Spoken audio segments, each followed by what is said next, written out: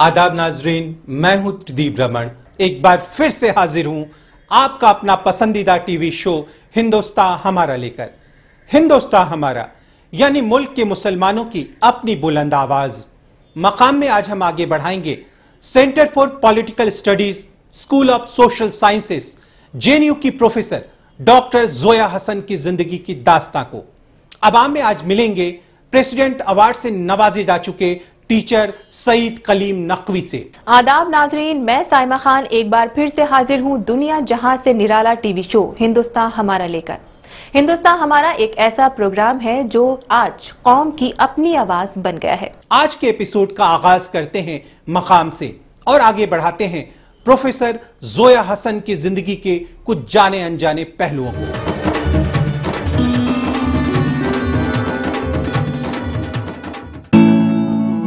कल के मकाम में हमने डॉक्टर जोया हसन की पैदाइश, तालीम और इनकी वतन वापसी की दास्तां सुनी।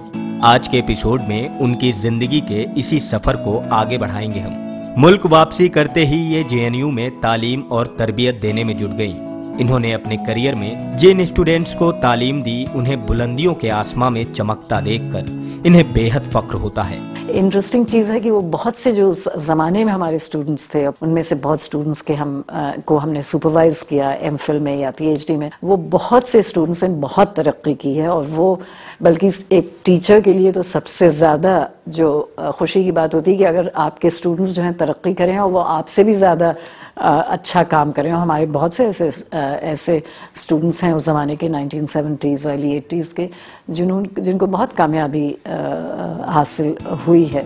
इन्होंने अभी तक कई किताबें लिखी हैं। सच माने तो इन किताबों से इनकी जिंदगी का तजुर्बा झलकता है। पॉलिटिक्स के बारे में इनके ख्यालात औरों से जुदा हैं। अभी भी हम ये समझते हैं कि पॉलिटिक्स के माने ये नहीं होते हैं कि आप इलेक्शन कंटेस्ट कर लीजिए और किसी पॉलिटिकल पार्टी को ज्वाइन कर लीजिए।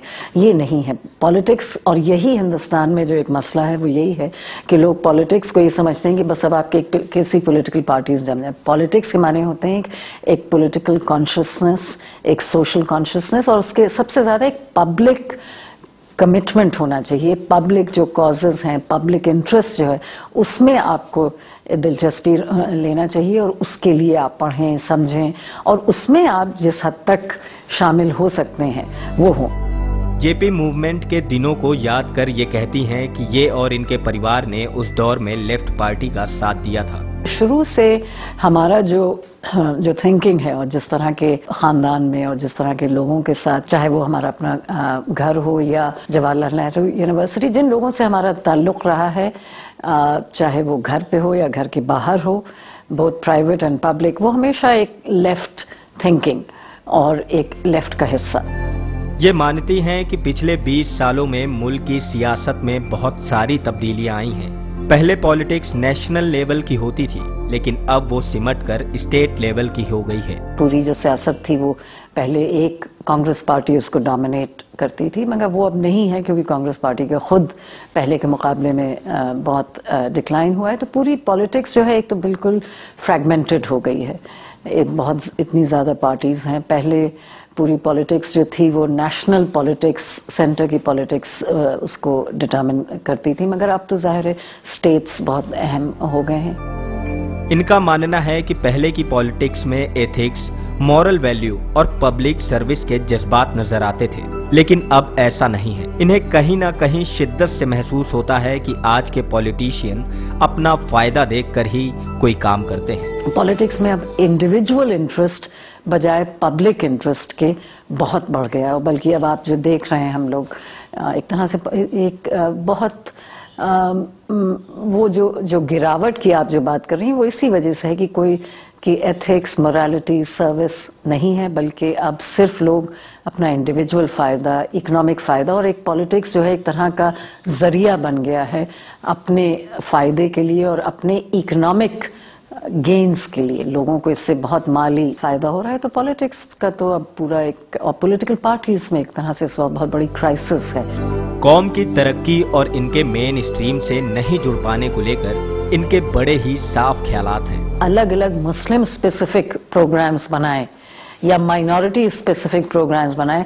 बेहतर ये होगा कि आप मेन स्ट्रीम करिए, और जो आपकी मेन स्ट्रीम मिनिस्ट्रीज हैं, डिपार्टमेंट्स हैं, उनमें जो अभी तक आप एक तरह से निग्लेक्ट जो है माइनॉरिटीज का, खास तौर पे मुस्लिम्स का, उसको आप खत्म करिए, और इस तरह से आप ये इंश्योर करिए माइनॉरिटीज को और मुस्लिम्स को पूरी उनकी एक हिस्सेदारी होनी चाहिए गवर्नमेंट प्रोग्राम्स में, बजाय इसके कि आप अलग प्रोग्राम्स बनाएं। मगर ये जाहिर है इसको करना मुश्किल है, क्योंकि इसमें जो पूरा एक माइंडसेट है, जिस माइंडसेट में एक प्रेजुडिस है, उस माइंडसेट को, और एक बायस है माइनॉरिटीज की तरफ, उसको बहुत ही कॉन्शियसली कोशिश करनी होगी कि इस बायस को आप अलग करके पूरा फोकस जो है वो होना चाहिए कि आप मुसलमानों को एक सिटीजन के तौर पे देखें, बजाय इसके कि मुसलमान के तौर पे।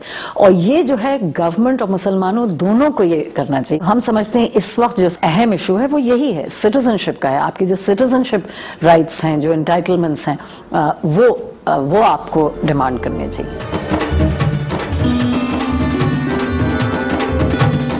डॉक्टर जोया हसन की जिंदगी की दास्तां जारी रहेगी। फिलहाल वक्त है एक छोटे से ब्रेक का, पर आप कहीं जाइएगा नहीं।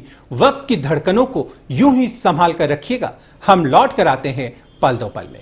जो पूरा क्रिमिनल जस्टिस सिस्टम है हिंदुस्तान में, उसकी कुछ ज्यादतियां हैं।